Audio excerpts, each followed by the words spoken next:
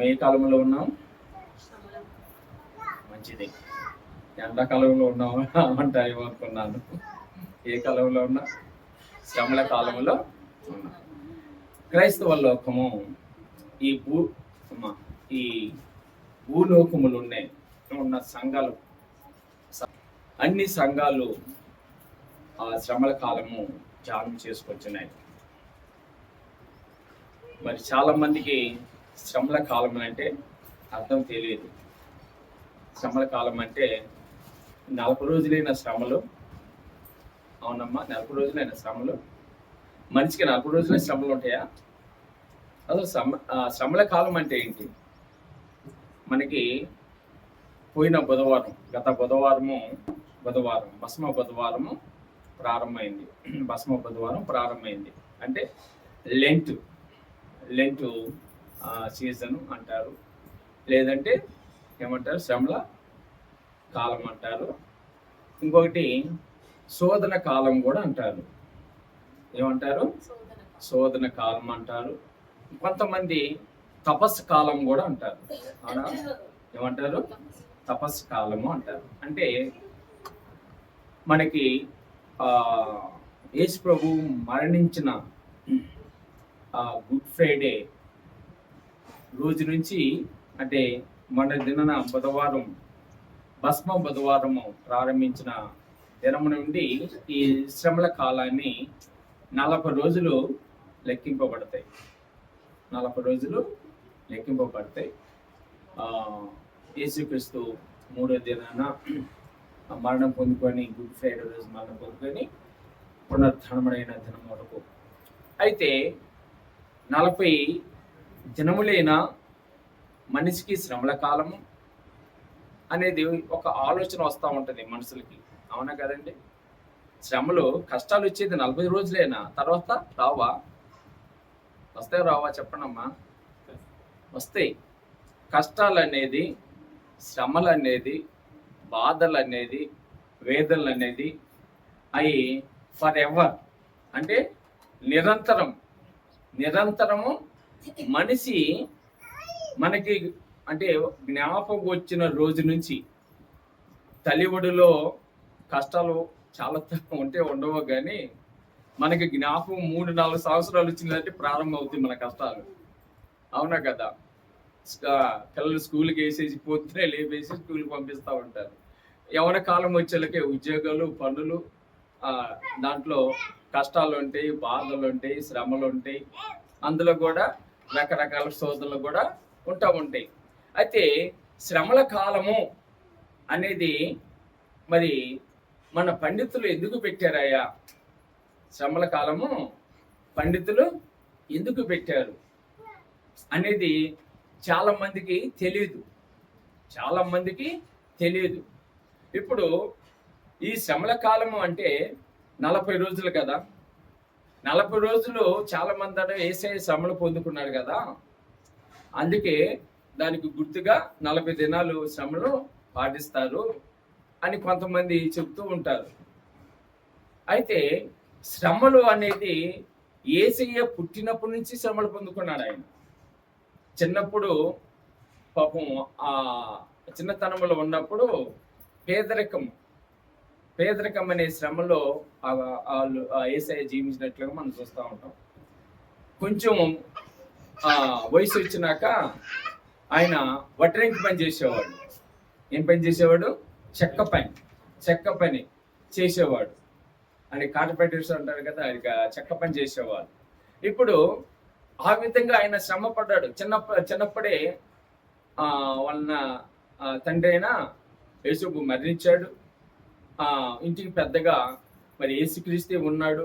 వాళ్ళ కుటుంబం కొరకు, తల్లి కొరకు, తమ్ముల కొరకు జీవించాడు.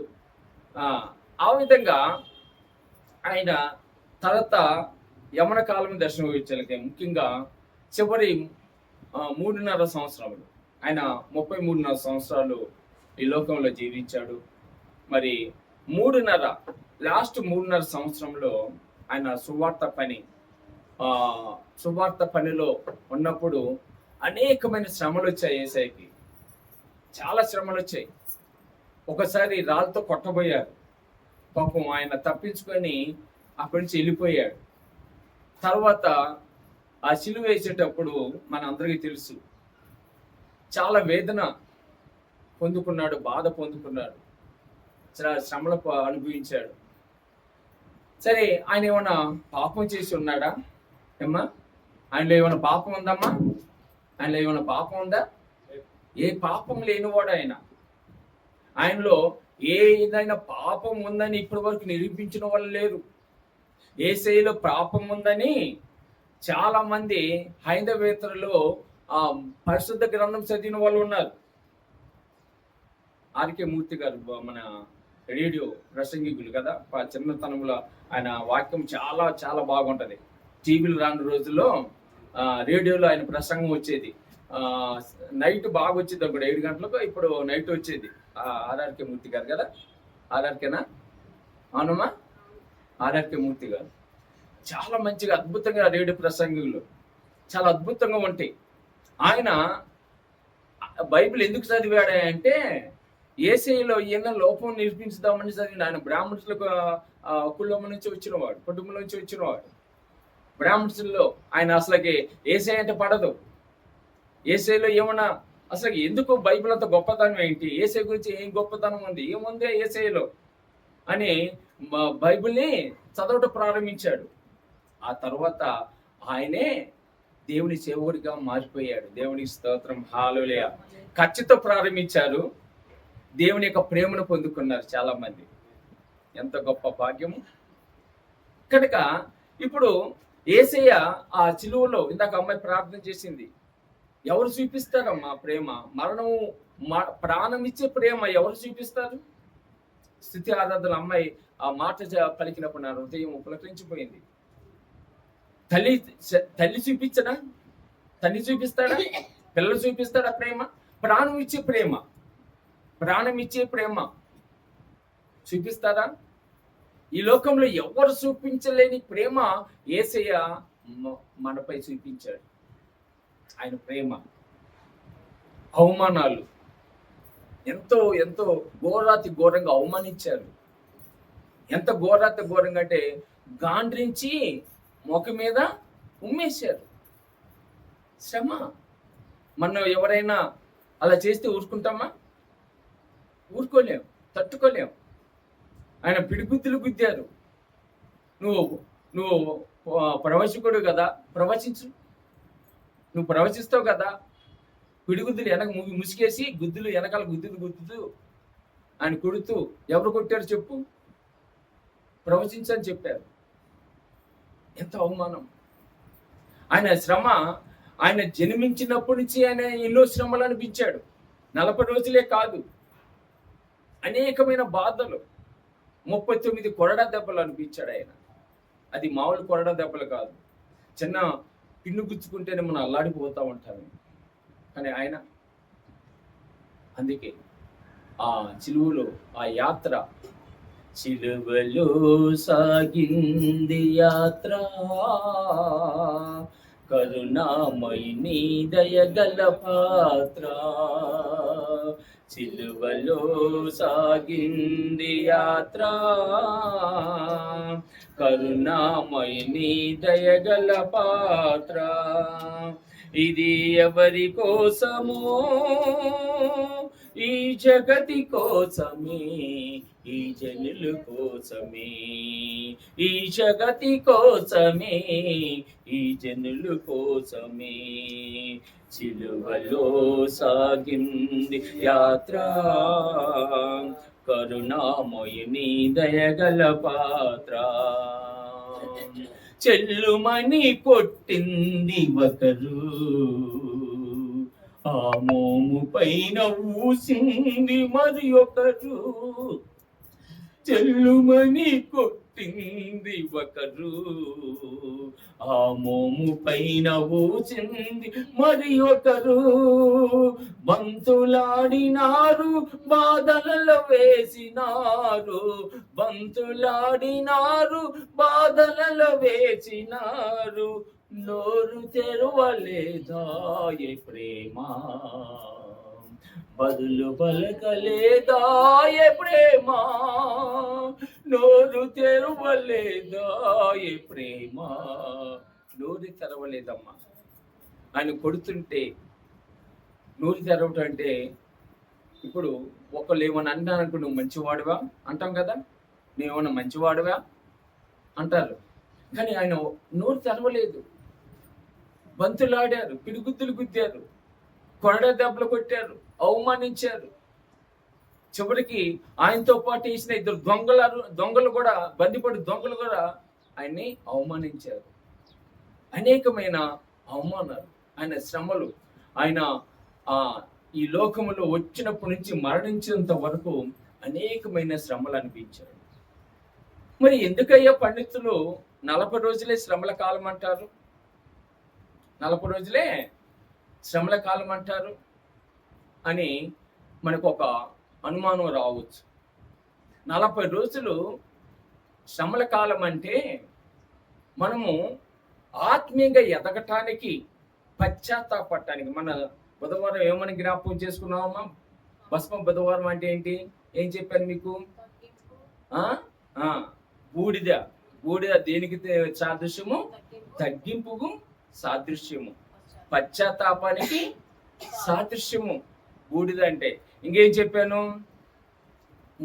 చెప్పండి. బుధవారం చెప్పాను కదా, 40 రోజులు దేనికి సాదృశ్యము? ఉపవాసము. 40 రోజులు దేవుని యొక్క సన్నిధిలో మోషే 40 రోజులు ఉన్నారు. ఏలియా 40 రోజులు నడిచాడు. కనుక నినివే పట్టణం వారు 40 రోజులు గోనె పట్ట కట్టుకొని బూడిద వేసుకొని వాళ్ళు ప్రార్థనలో ఉన్నారు.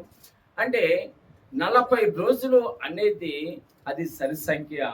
ఆ సంఖ్యలో మనము కూడా ఈ ఉపవాస దినాల్లో, లేదంటే ఉపవాసము అంటే ఏంటి? ప్రధానంగా ఉపవాసం అంటే అంటే దగ్గరగా, వాసం అంటే సావాసము. అంటే దేనికి అమ్మా? దగ్గరగా. అంటే ఎవరికి దగ్గరగా? దేవునికి దగ్గరగా.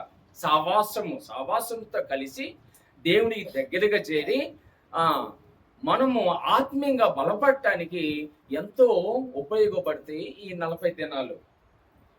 అంతేగాని మనము శ్రమలు 40 రోజులు మనము ఉంటే, ఉపవాసం ఉంటే, 40 దినాలు ఉపవాసం ఉంటే మనకి మేలు జరిగిద్దని, ఆశీర్వాదాలు ఉంటాయని, దీవెనలు ఉంటాయని అనుకుంటారు చాలా మంది. 40 దినాలు ఉంటే సరిపోద్ది అనుకుంటారు. అది కూడా మన క్రైస్తవులు వింతైన ఉపవాసాలు ఉంటారు. వింత ఉపవాసాలు ఉంటారు కదా. ఏంటి? ఒకళ్ళేమో నీ కోడిని తినను, ఒకళ్ళేమో నీ ఒప్పుకుంటారమ్మా ఈ 40 రోజులు కోడి జొలిగిపోను, మటన్ జొలిగిపోతా. దేని జొలిగిపోతాను? మటన్. కొంతమంది మేక జొలిగిపోతా కానీ కోడిని ముట్టుకొని అంటారు కొంతమంది. 40 రోజులు వాళ్ళు ఎంతైనా ప్రార్థనలు. కొంతమంది నాన్ వెజ్ తింటారు. నాన్ వెజ్లో చేపని తింటాను, మళ్ళీ చేపనే తింటాను. అది నాన్ వెజ్ కాదా? నేను ఒకరు చూశాను, నాన్ వెజ్ తింటాడు కానీ చేప నాన్ వెజ్ కాదంట. అది చాలా మంది అంటారు కదా, ఆ నాన్ వెజ్ తినరు కానీ గుడ్డుని తింటారు చాలా మంది కదా, గుడ్డుని తింటారు కదా. అలాగనే రకరకాల ఉపవాసం. కొంతమంది ఒక పూట భోజనం మానేస్తాము, ప్రార్థనలో ఉండరు. ఉపేంద్రలాగా. ఉపేంద్ర అంటే మమతల తమ్ముడు ఉపవాసం ఉంటున్నాడు పాపం 40 రోజులు కదా. ఇది ఒక ఆచారంగా చేసే పని కాదు. ఇది దేవుని కార్యము, ఇది ఆత్మీయ కార్యము. ఇది ఎలా చేయాలంటే పరిపూర్ణత. ఉపవాసం అంటే ఏంటి చెప్పానమ్మా మన బుధవారం. ఉపవాసం చాలా మిస్ అవుతున్నారు చాలా మంది పాపం. మమత ధన్యురాలు, ఎందుకంటే చక్కటి వాక్యాలు ఏంటంటే ఉపవాసం అంటే యెషయా గ్రంథంలో 58 తీగ కళ్ళే ఇంటికి పోయిన చదువుకోండి. ఉపవాసం అంటే ఏంటి అక్కడ ఉంటది. నిజమైన ఉపవాసం ఉపవాసం ఉండాలి. ఉపవాసం ఉండకూడదు ఎవరు చెప్పరు. ఉపవాసము ఉండాలి. ఆ ఉపవాసం ఎలా చేయాలి, ఆ ఉపవాసం ఎలా మనం అనుసరించాలి అనేది మనం నేర్చుకోవాలి. దాన్ని బట్టి చూస్తే చాలా మంది నిజమైన ఉపవాసం చేయట్లేదు. అందుకే ఉపవాసం ఉన్నా ఉండకపోయినా ఏం కలిగి ఉండాలి? మనం విశ్వాసులుగా ఉండాలి. ఏం కలిగి ఉండాలమ్మా? ఎందుకు ఈ ఉపవాసము? ఎవరు అడిగిండు? ఏసే అడిగిండా నేను ఆ కోడిని మానుకో మేకని తినని చెప్పిండా? మేక మానుకో కోడిని తినమని చెప్పిండా దేవుడు? ఎక్కడైనా చెప్పిండమ్మా? నేను అన్నాలు మానుకోమని. కొంతమంది వింత వింతలుగా మనోలే ప్రభా నా జుట్టునిత్తన్నాయా అంటారు. జుట్టు మరి పెరిగేది కాబట్టి. డబ్బుని ఇయ్యరు, దేవుడికి కావాల్సిన దశమ భాగాలు ఇయ్యరు కదా. అంటే వాళ్ళు జీవితంలో తాగుడు మానేస్తాం అంటారు చాలా మంది. ఈ 40 రోజులైనా మానేసేది. మానైతే పరిపూర్ణంగా మానేయాలి కదా. మమతర ఎందుకమ్మా మీ తమ్ముడు ఉపవాసం ఉంటున్నాయంటే, ఈ 40 రోజులు తాగుడు మానేస్తే మంచిదంట కదా. తాగుడు మానేస్తున్నాడా? ఉపవాసం ఉంటున్నాడా? తాగుడు కూడా మానేశాడా? తెలీదా? కనుక అది మనం పెట్టుకునే ఈ ఉపవాసాల కన్నా మనము విశ్వాసాలుగా ఉంటే అది మనకెంతో ఆశ్చర్యకరం. ఇంకొకటి తెలుసా? ఇంకొకటి మీ అందరికీ తెలియని ఏంటంటే, శ్రమల్లో కూడా మహా ఆనందం ఇస్తాడంట దేవుడు. దేవుని స్తోత్రం, హల్లెలూయా. శ్రమల్లో కూడా మహానందం అంట.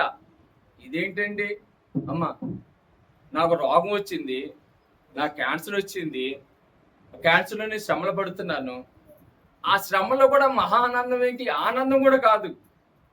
ఆనందం వేరే, మహా ఆనందం వేరే. ఆనందం అంటే హే అంటాం, మహానందం అంటే అమ్మాయి ఎంత చక్కగా నవ్వుతుందో కదా.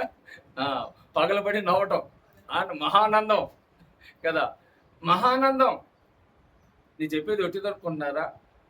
ఒట్టిది కాదు, నిజము. దేవుడు చెప్తున్నాడండి, నువ్వు శ్రమలు వచ్చినప్పుడు నీకు మహానందం ఇస్తా అన్నాడు. ఇదండి విడ్డూరమయ్య బాబు. శ్రమలు వచ్చినప్పుడు మహానందం ఎలా ఉంటుంది చెప్పండి? నాకు తినటానికి తిండి లేదు, నాకు తినటానికి తిండి లేదు, కానీ తినటానికి తిండి లేక శ్రమ పడుతుంటే దేవుడు మహానందం ఇస్తా అన్నాడు. కట్టుకుంటానికి బట్టలేదు నాకు, కానీ దేవుడు ఆ శ్రమల నుండి నీకు మహానందం ఇస్తా అన్నాడు. నమ్మితే దేవుని స్తోత్రం చెల్లిద్దాం. హల్లెలూయా. దేవుడు శ్రమలో మహానందం ఇస్తాడండి. శ్రమలో మహానందం ఇస్తాడు. యాకోబు పత్రిక తీయండి, ఒక వాక్యం నుంచి చూపిస్తాను మీకు. నా మాట పుట్టిది కాదు, దేవుడు చెప్తున్నాడు. యాకోబు పత్రిక 1వ అధ్యాయము 1వ అధ్యాయము 2వ వచనం 3వ వచనం చదువుకుందాం. నేను చదువమ్మా. నా సహోదరులారా, మీ విశ్వాసమునకు కలుగు పరీక్ష ఓర్పును పుట్టించునని ఎరిగి మీరు నానా విధములైన శోధనలలో పడినప్పుడు అది మహానందమని ఎంచుకునుడి. దేవుని స్తోత్రం, హల్లెలూయా. ఎక్కడంట? మీరు శోధనలో పడినప్పుడు అది మహానందము. మీరు శోధనలో పడినప్పుడు మహానందము. శ్రమలో శోధన అంటే ఏంటమ్మా? శోధన అంటే ఏంటి?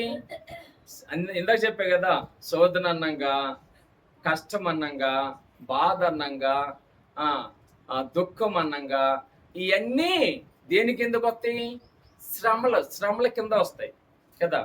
శ్రమల కింద వస్తాయి. ఈ శ్రమల దినాలు మరి పండితులు 40 రోజులే అని ఎందుకు ఏర్పాటు చేశారంటే, ప్రియ దేవుని బిడ్డలారా, ఆలోచన చేయండి. 40 దినాలు మన జీవితము మార్చగలిగిద్దేమో. చాలా మంది బాప్తిస్మము తీసుకోలేని వారు, ఈ లోకములో జీవించేవారు, ఇదిగో పాపము చేసి అపరాధముతో జీవిస్తున్న వారు ఈ 40 రోజుల్లో దేవుడు అవకాశం ఇస్తాడు మారు మనసు పొందుకోవటానికి. 40 రోజుల శ్రమలు కాదండి మనకి జీవిత కాలం అంతా శ్రమలు మనతోనే ఉంటాయి. జీవిత కాలం అంతా మనకి కష్టాలు ఉంటానే ఉంటాయి. జీవిత కాలం అంటే బాధలు ఉంటానే ఉంటాయి. కానీ గొప్పతనం ఏందో తెలుసా?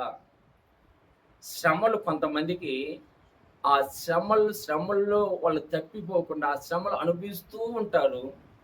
మనకి దేవుని నమ్మిన బిడ్డలకి అమ్మా, దేవుని నమ్మిన బిడ్డలకి దేవుడు మహానందం ఇస్తారంట. ఆ శ్రమల్లో కూడా దేవునికి స్తోత్రం చెల్లిద్దాం. హల్లెలూయా. నాకు 10 సంవత్సరాల క్రితమే నాకు లివర్లో ప్రాబ్లం ఉంది, హార్ట్లో ప్రాబ్లం ఉంది, కిడ్నీలో ప్రాబ్లం ఉంది. 10 సంవత్సరాల క్రితమే. అయితే వాటిలో ట్యాబ్లెట్ వాడుతున్నాను. మధ్య మధ్యలో టెస్టులు చేసుకుంటున్నాను. మళ్ళీ షుగర్ కూడా ఉంది, బీపీ కూడా ఉంది.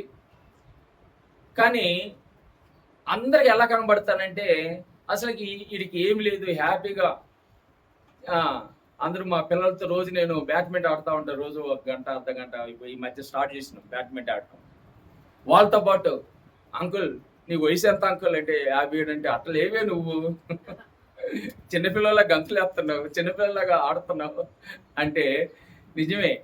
ఇది ఆ శ్రమలు ఉన్నప్పటికీ, ఆ వ్యాధులని శ్రమలు ఉన్నప్పటికీ అవి నా మీద పని చేయట్లేదు. ఆ రోగం ప్రభావము నా మీద పని చేయట్లేదు.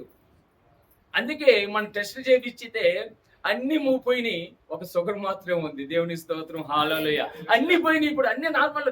నాకే తెలియదు. మొన్నైతే టాబ్లెట్లు అయితే వేసుకుంటున్నా, అన్ని నార్మలే వచ్చినాయి, ఒక షుగర్ తప్ప. ఆ షుగర్ కూడా ఏమి చేయదు. నేను ఉపవాసం ఉంటాను, ఫాస్టింగ్ ఉంటాను. నేను ఒకసారి బాక్స్ తీసుకెళ్ళిపోతే నేను బయట ఫుడ్ తినను. అట్లే ఉండి ఇంటికి వచ్చి తింటాం మళ్ళీ. అంటే నాకు రోగం ఉంది, ఆ రోగ ప్రభావం నాలో పనిచేయదు. ఎందుకంటే నాలో ఎవరి శక్తి ఉంది? యేసయ్య శక్తి ఉంది. దేవుని స్తోత్రం. యేసయ్య శక్తి నాలో ఉన్నప్పుడు సాతానిక శక్తి, ఈ రోగములు ఎవరి శక్తి అంటే సాతానిక శక్తి. ఆ శ్రమలో నాకేమి చేయవు. ఆ కిడ్నీ అనే సమస్య, శ్రమ నా మీద పనిచేయదు. అందుకే ఆ శోధనలో ఉన్నప్పుడు, శోధనలో పడినప్పుడు అది మహానందము. కీడెనక మేలు. ఆ సమయం 10 నిమిషాలు ఫాస్ట్. ఆ కీడెనక మేలు దశ దేవుడు. నీకు శ్రమలు ఉన్నప్పటికీ ఆ శ్రమలు నీకేం చేయవమ్మా. ఆ కష్టం ఉన్నప్పటికీ, నీకు ఆర్థిక సమస్య ఉందనుకోండి, ఆ సమస్య నీకు సమస్య కాదు. నీకు సకాలంలో నా బ్యాంక్ బ్యాలెన్స్ ఇస్తాను మీకు. నా జీతం వచ్చే జీతం అయిపోయింది. మీకు తెలుసా, ప్రతి నెల నీ క్రెడిట్ కార్డు ₹1,00,000 అప్పు చేస్తాను, ₹1,00,000 కట్టుకుంటూ వస్తాను. నా చేతిలో డబ్బులు ఉండవు, కానీ డబ్బులు ఉన్నట్టుగా కనబడతాను. అవునా కదా? పైసలు ఉన్నట్టుగా కనబడతాను. జీతం వచ్చినట్టుగా వచ్చిపోయింది. సత్యం అండి. ఎందుకంటే నా దేవుడు శ్రీమంతుడు. ఆ సకాలంలో నాకు అక్కర్లు తీరుస్తాడు ఆయన. అది మహానందం. ఉద్యోగాలు లేవు, దేవుడు అడుగు ప్రభుదాసుకి ఎన్ని తిప్పలు పడుతున్నాడు, నేను చూస్తున్నాను. ప్రార్థన చేస్తూ ఉంటాడు ఆ బిడ్డని. ఆ బిడ్డ గురించి ఎన్ని ప్రయోగాలు చేస్తూ ఉంటాడు కదా. ఎవరు ఇక్కడ ఈ సిటీలో అన్ని పనులు చేసిన వాళ్ళు లేరు. ప్రభుదాసు ఆ సహోదరుడు చేసిన పనులు, అన్ని పనులు చేస్తూ ఉంటాడు. స్థిరపరిచే వరకు దేవుడు అలాగనే, కానీ ఏ కష్టం రాకుండా కాపాడు, మహానందం ఇస్తున్నాడు. దేవునికి స్తోత్రం, హల్లెలూయా. కనుక దేవుడు సోదరుల్లో మహానందము, శ్రమల్లో మహానందము. కష్టాలు వచ్చినాయని ఏం చెప్పను కదరా నా బాధ. ఒక సిస్టర్ ఉండేది ఇంతకు ముందు, ఇంటికి పోతే చాలు, వాళ్ళ ఇంటికి పోతే చాలు. ఏం చెప్పను బెదరు నా గురించి నీకు. దేవుడు నాకు ఏం చేశాడని చర్చికి రావాలి బెదరు అంటారు. అయ్యో, అన్నీ ఉంటుంది. కూర్చున్న చోట నుంచి పెన్షన్ వచ్చింది సహోదరికి, కూర్చున్న చోట నుంచి డబ్బు వచ్చిందమ్మా. మళ్ళీ దేవుడు నాకేం చేశాడు? ఎన్ని కార్యములు చేసినా కొంతమంది వాళ్ళ మకాలు ఎందుకో దిగులు పెట్టుకుంటూ ఉంటారు, దిగులు పడిపోతూ ఉంటారు.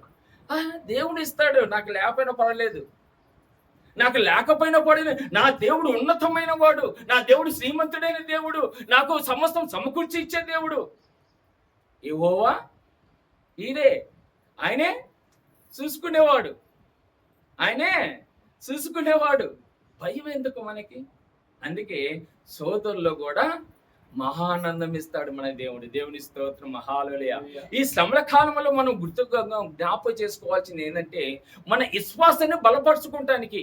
అందుకే 40 రోజుల ప్రార్థనలో మరి సంఘ కాపులు ప్రార్థనలు పెడతా ఉంటాం. మనం కూడా పెట్టాం 7 సంవత్సరాలు. ఇప్పుడు పెడితే ఎవరు రావట్లేదు. పాపం నేను, ఆ మమత, మా కుటుంబ సభ్యులు. ఎంతకాలం అని పెట్టాలి? ఒక రోజు అంటే ఏదో, 2 రోజులైతే మా మొఖం మాగే చూసుకొని బోరు కొడుతుంది. 40 రోజులు చూడాలంటే కదా. నలుగురు 5గురు ఇచ్చారనుకోండి, ఆనందం, సంతోషం. 40 రోజులు ప్రార్థన చాలా ప్రాముఖ్యమైంది. ఇంకోటి ఏం తెలుసా? 40 రోజులు దేనికి సాదృశ్యం అని చెప్పాను? వసంత కాలం. కాలాలు ఉంటాయి కదా, ఎండాకాలం ఇది. దీన్ని వసంత కాలం అంటారు. వసంత కాలం అంటే పాత ఆకులన్నీ రాలిపోయి కొత్త సిగురు మన జీవితంలో రూపాంతరం చెందుకోవటానికి 40 రోజులు మనకు ఉపయోగపడతాయి. 40 రోజులు, ఇదిగో మనకి ఈ 40 రోజుల శ్రమలు కదా, మన జీవిత కాలము అంత శ్రమలు ఉన్నప్పటికీ దేవుడు నిన్ను జ్ఞాపకం చేసుకొని నీకు తోడుగుండి ఆ శ్రమలు నిన్నేమి చేయకుండా ఆ శ్రమల నుంచి నీకు మహానందం ఇస్తా అన్నాడు దేవుడు. అందుకే మత్తయి సువార్తలో మనం జ్ఞాపకం చేసుకుంటే మత్తయి సువార్త 5:4 దుఃఖపడేవారు ధన్యులు. చాలమ్మా, దుఃఖపడేవారు. ఏంటి దుఃఖపడేవారు? ఏడ్చేవారు ధన్యులు అంటమ్మా. నిజమే, ఏడ్చేవారు ధన్యులు. మా అచ్చిత ఏడితే చాలు వాళ్ళ నాన్న వాళ్ళ మమ్మీ ఏం ఒక చాక్లెట్ ఇస్తారు, లేదంటే నేను కూడా ఒక చాక్లెట్ ఇస్తా. అప్పుడు నోరు ముసుగు ధన్యత కదా, చాక్లెట్ పనుకుంటుంది. మనం ఒకవేళ మనకి బాధ, వేదన, శ్రమ ఉందనుకోండి, నీకు ఎందుకు ఆ శ్రమ వచ్చింది, నీకు ఎందుకు ఆ బాధ వచ్చింది, ఎందుకు నీకు ఏ కారణం చేత నువ్వు ఆ శ్రమ పొందుకుంటున్నావో ఆ కారణము దేవుడు ఫుల్ఫిల్ చేస్తాడు. హల్లెలూయా. దేవుడు నీకు ఆర్థిక ఇబ్బంది ఉంటే నీకు ఆర్థిక సహాయం దయచేస్తాడు. రోగ సమస్యలు ఉంటే దేవుని స్వస్థపరుస్తాడు. అదే దుఃఖపడేవారు, దేని నుంచి నువ్వు బాధపడుతున్నావో ఆ బాధని నివారింపచేస్తాడు దేవుడు. నమ్మితే దేవుని స్తోత్రం. హల్లెలూయా. దేవుడు అంత గొప్పవాడండి. అందుకే శ్రమలు 40 రోజులే కాదు, నిరంతరం ఉన్నా కానీ మన్నేమీ చేయలేవు. నిరంతరం ఉంటాయి. వాటితో శ్రమలతో సావాసం చేస్తాం, మనం శ్రమలతో సావాసం చేస్తాం, కానీ మనకేం చెయ్యవు. కోడిసరావు, పెద్ద కోడిసరావు ఉన్నాడు, ఇక్కడ సాక్షి చెప్పాడు. జాకి ఊడిపోయి ఏమైంది, ఆ బొసి కింద ఉన్న ఆ జాకి ఊడిపోయింది, బొసి కింద ఏమో కోడిసరావు ఉన్నాడు. కానీ దేవుడు వెంటనే ఆ బిడ్డను తప్పించాడు ప్రమాదం నుంచి. ఎంత గొప్ప కార్యములండి. ఒక్కొక్కరు సాక్ష్యాలు చెప్తూ ఉంటే నేను నిజంగా ఎంతగా ఆరాధిస్తానో తెలుసా. దేవుడు మనని కంటి రెప్పవాలే కాపాడుకుంటాని వాగ్దానం చేసిన దేవుడు నమ్మదగిన దేవుడు కదా. కంటి రెప్పవాలే దేవుడు. మార్నింగ్ కూడా నేను నా కాలు ముందుగా ఇరిగిన కాలే ఇలా పోయింది, వెనక కాలు ఇలా పోయింది, పక్క చీలిపోయింది, కిచెన్లో వాటర్ పడి కొంచెం నుండి వెనక్కి ఊడిపోయేవాడిని.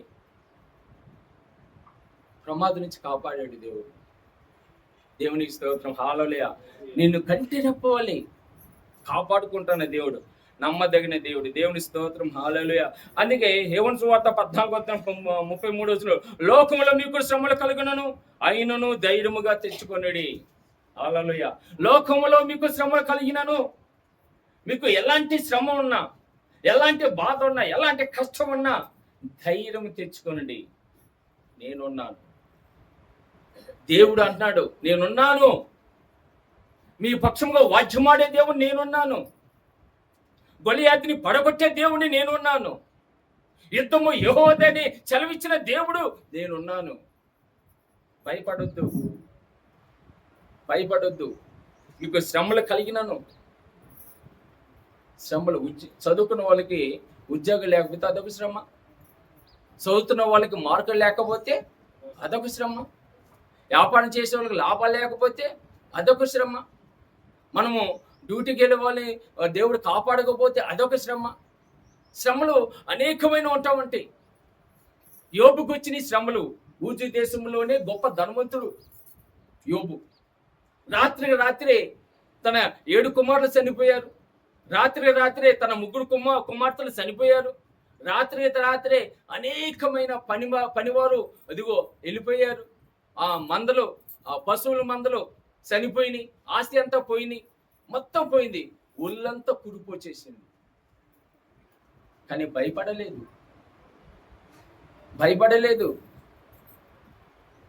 నా దేవుడు నా పక్షముగా ఉన్నాడు. నా దేవుడికే మహిమ. హల్లెలూయా. శ్రమలు వచ్చినప్పుడు కృంగిపోవద్దండి. బాధపడి కష్టాలు వచ్చి ఒకసారి సాతాడు నేను రక్షణ పొందుకున్నప్పుడు అబ్బబ్బా ఎన్ని శ్రమలు ఒక్క 2-3 నెలల్లోనే మా నాన్నగారు నేను రక్షణ పొందుకున్న సమయంలోనే చనిపోయారు. ఆ తర్వాత ఆర్థిక ఇబ్బందులు, బాధలు, చాలా వేదనలు అన్నీ తట్టుకున్నాను. దేవుడు ఇదిగో ఒక్కసారి మన దేవుడు నిలబెట్టినాక పడగొట్టడం ఎవరి వల్ల కాదు, సాతాను వల్ల కూడా కాదు. ఒక్కసారి నిలబెడతాడు అంటే ఆశీర్వాదములు ఆకాశం యొక్క తలుపులు తెరిచాడు అనుకోండి, ఆకాశం ఒక వాకిట్లు ఇప్పాడు అనుకోండి, ఇంకంతే పట్టజాలనంటే విస్తారమైన దీవులమ్మ. ఇంకాగో ఒక్కసారి దేవుడు ఇవ్వటం ప్రారంభించాడు అనుకోండి. ఇప్పుడు దాకా ఎందుకు ఇవ్వట్లేదే అంటే మనం ఇంకా దేవుళ్ళు నిలబడలేదేమో. దేవునికి స్తోత్రం, హల్లెలూయా. కనుక శ్రమలు కలిగిన ఆయనను ధైర్యం తెచ్చుకోండి, నేను లోకమును జయించి ఉన్నానని. లోకమును జయించిన వాడు మనం నమ్ముకున్న దేవుడు. లోకమును జయించిన వాడు మనం నమ్ముకున్న దేవుడు. కనుక ప్రియ దేవుని బిడ్డారా, అందుకే మత్తయి సువార్తలో 18:7 అంటాడు, లోకము చదవనమ్మది మత్తయి సువార్త 18:7 త్వరగా.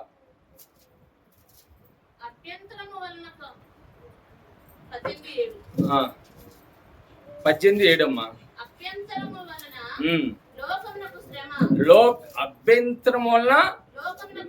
లోకమునకు శ్రమ. లోకమునకు శ్రమ. లోకములో ఉన్న వారికి ప్రతి ఒక్కరికి శ్రమ ఉంటది. దేని వల్ల అంటే వాడు అభ్యంతరపడుతున్నాడు కాబట్టి. ఆరాధించడంలో అభ్యంతరపడుతున్నారేమో, స్థుతించడంలో అభ్యంతరపడుతున్నారేమో, దేవుని సన్నిధికి సరిగా రాలేక అభ్యంతరపడుతున్నారు, లేదా వాళ్ళు చేసే పని బాటలు ఉండటం వల్ల అభ్యంతరపడుతున్నారు. ఏదైనప్పటికీ దేవుని స్థుతించలేని వారికి ఆ శ్రమ ఉంటది. చదవమ్మా. అభ్యంతరము రాక తప్పవు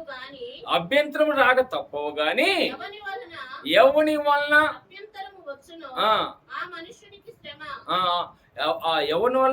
వచ్చునో వాళ్ళకి శ్రమ. చాలా మంది చూడండి, మన్ని కొంతమంది కష్టపెట్టాలని బాధ పెట్టాలని చూస్తూ ఉంటారు మన్ని కదమ్మా. కష్టపెట్టాలని బాధ పెట్టాలని చూస్తూ ఉంటారు కదా. చివరికి మనకి ఆ సమయంలో మనకి కొంచెం బాధ ఉండొచ్చు, శ్రమ రావచ్చు, కానీ తిరిగి ఆ శ్రమ వాళ్ళకే పోయిద్దంట, వాళ్ళే పొందుకుంటారంట. అర్థమవుతుందా? మనం బాధ పెట్టాలని చూస్తారు, బాధపడతాయేమో, కానీ చివరికి ఆ బాధ వాళ్ళే పొందుకుంటారు. కనుక అభ్యంతరము ఉన్నందువల్ల ఎవరైతే అభ్యంతరపడతారో, ఎవరైతే అభ్యంతరంగా మనకి అభ్యంతరకరంగా ఉంటారో వాళ్ళకి ఆ శ్రమ అనేది వాళ్ళకి ఉంటది. అంతేకాదు ఇంకెవరికి శ్రమ ఉంటది? దావీదు కీర్తనలో కీర్తనకారుడు 10వ అధ్యాయం యెహోవాను విడిచి వేరొకరిని అనుభవించే వారికి శ్రమ విస్తరించును. దేవుని విడిచి శ్రమ ఎవరికి ఉంటది అంటే మనకు ఉన్న శ్రమ వేరే. మనకున్న శ్రమ అది మహానందము, అది సంతోషం ఇస్తుంది. కానీ దేవుని విడిచి ఉన్న వారికి అది నిరంతరం శ్రమ. వాళ్ళకి ఆనందం ఉండదు, దుఃఖమే ఉండదు వాళ్ళకి. ఇంకా కనుక ఇక్కడ దేవుని బిడ్డలకైనా మనకేమో ఏమిటి, శ్రమలో మహానందం ఉంటుంది, దుఃఖంలో మహానందం ఉంటుంది. కానీ దేవుని విడిచిపెట్టిన వారికి, దేవుని ఎరగని వారికి మహాశ్రమలు ఉంటా ఉంటాయి. కనుకప్పుడే దేవుని బిడ్డలారా, అదే యోహాను రాసిన మొదటి పత్రిక 4వ అధ్యాయము 4వ వచనంలో ఏమంటాడు? మీలో ఉన్నవాడు లోకములో ఉన్నవాడు కంటే గొప్పవాడు అంటాడు. మీలో ఉన్నవాడమ్మా, మీలో ఉన్నవాడు ఈ లోకములో ఉన్నవాడి కంటే గొప్పవాడు. ఇంకా శ్రమలు ఎందుకు వస్తాయి? వచ్చినా కానీ అది దేవుడే చూసుకుంటాడు, దేవుడే చూసుకుంటాడు. అందుకే దేవుల్లో ఆత్మీయంగా ఎదగాలి మనం. దేవుని సర్వసత్యములో మనం ఎదుగుతూ ఉండాలి. దేవుని విడిచిపెట్టకుండా దేవుని ఆరాధించేవారుగా, దేవుని మహిమపరిచేవారుగా మనం ఉండాలి. దేవుని యొక్క ఆజ్ఞకి లోబడి జీవించాలి. దేవుని యొక్క ఆత్మశక్తిలో మనం నింపబడినప్పుడు ఏ యొక్క శ్రమ మనని ఏం చేయలేదు. ఏసైకి ఈ శ్రమలన్నిటినీ మనకు వచ్చే శ్రమలు, ఏసైకి వచ్చే శ్రమలు మనకు వస్తే మనం భరించలేము. కానీ యేసయ్యకు వచ్చిన శ్రమలు ఎంత భయంకరమైన శ్రమలు, ఆయన జయించాడు. ఇప్పుడు ఆ జయశీలుడైన దేవుని బిడ్డలమే మనము. దేవునికి స్తోత్రం. ఆయన బిడ్డలమే మనము. మనకి శ్రమలు వస్తే ఆయన ఊరుకుంటాడా? మన కష్టాలు వస్తే ఆయన ఊరుకుంటాడా? మనకు బాధలు వస్తే ఊరుకుంటాడా? కనుక శ్రమలు వచ్చినప్పుడు కృంగిపోవద్దు, శ్రమలు వచ్చినప్పుడు బాధపడొద్దు. లేట్ అయినా కానీ ఏమిస్తాడు మనకి? లేట్ అయినా కానీ చెప్పండి అమ్మా, లేట్ అయినా కానీ లేటెస్ట్గా ఇస్తాడు. రెండంతలు మనం ఏదైతే అనుకుంటున్నామో, మా పాప విషయంలో, మేన విషయంలో మీరు అందరూ చూశారుగా. అందరూ మా బంధువులు, మా స్నేహితులు, మా తెలిసిన వాళ్ళు ఎప్పుడు పెళ్లి చేస్తావరా, ఎప్పుడు పెళ్లి చేస్తావరా, 26 అయిపోయింది, 27 అయిపోయింది, 28 అయిపోయింది. ఎప్పుడు నేనేమో నిమ్మలంగా ఉంటున్నాను, నిమ్మలంగా ఉంటున్నాను. కానీ దేవుడు లేట్ అయినా కానీ అద్భుత రీతిగా మంచి కుటుంబాన్ని దేవుడు బయలుపరిచాడు. దేవుడు మంచి అద్భుతమైన కుటుంబాన్ని ఇచ్చాడు. మంచి ఆ బిడ్డ మరి మేము అనుకోలేదు ఫారెన్ పంపిద్దామా అని, వెళ్ళిపోయిందంతే. నేను ఎప్పుడు అనుకోలేదు. నేను నా జీవితంలో నేను ఎప్పుడు ఏది ఆశపడలేదు. కానీ దేవుడు ఇచ్చాడు. అన్ని దేవుడు ఇచ్చినాయే. నాకంటే నేను కోరుకోలేదు. దేవుడు ప్రేరేపణ చేస్తాడు, తీసుకో అంటాడు, తీసుకోవటానికి నేను ప్రయత్నం చేస్తాను అంతే. కనుక మనకి ఏది కలిగినా ఏది ఉన్నా మనం బాధపడొద్దు, దేవుడి మీద ఆధారపడండి. దేవుడు సహాయం దయచేస్తాడు. కన్ని పెట్టుకొని ఉండండి, దేవుని వైపు చూడండి, అంతే. ప్రార్థన చేసుకోండి ప్రభువా. అందుకే ఈ శ్రమల కాలము అనేది మనకి శ్రమలు వచ్చినప్పుడు ఈ 40 రోజులే కాదు, నిరంతరం శ్రమలు వస్తూనే ఉంటాయి. కానీ అవి మన్నేమీ చెయ్యవు కూడా. నమ్మితే దేవుని స్తోత్రం చెల్లించుకుందాం. హల్లెలూయా. అందుకే మత్తయి సువార్తలో చాలా మంది ఈ 40 రోజులు ఉపవాస ప్రార్థనలు ఎందుకు పెట్టారంటే, యేసయ్య 40 రోజులు ఉపవాసం ఉన్నాడు కదా. 40 రోజులు ఎప్పుడు ఉపవాసం ఉన్నాడు యేసయ్య చెప్పండి? ఆయన మొట్టమొదటిగా దేవుని పని చేయటానికి, ఆయన సిద్ధపడటానికి 40 రోజులు. అంటే ఎవరైనా ఒక కార్యము తలపెట్టుకున్నప్పుడు ఉపవాస ప్రార్థనలు పెట్టుకుంటే అది మేలు. ఉపవాస ప్రార్థనలు పెట్టుకుంటే కార్యములు జరుగుతాయి. ఉపవాస ప్రార్థనలు పెట్టుకుంటే అది మన జీవితంలో కార్యములు జరుగుతాయని మనం పెట్టుకుంటాం. ఈ శోధనలు పోగొట్టుకుంటానికి కాదు, శోధనలు అనిపించడానికి ఆయన వచ్చానంటాడు. నేను మరణము ప్రాణం ఇవ్వటానికి నేను వచ్చాను, ప్రాణం దక్కించుకోవటానికి కాదు ఆయన వచ్చింది. మనందరి కొరకు ప్రాణం పెట్టడానికి వచ్చాడు ఆయన. కనుక ప్రియ దేవుని బిడ్డలారా, శ్రమల కాలం అంటే అది మనం నూతన పరుచుకోవటానికి, రూపాంతరం చెందుకోవటానికి.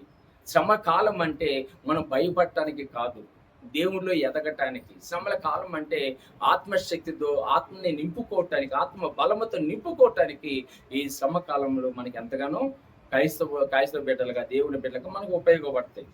కనుక శ్రమల కాలం అంటే ఏదో మనము ఉపవాసాలు ఉండగలిగే శక్తి ఉంటే అది వేరే.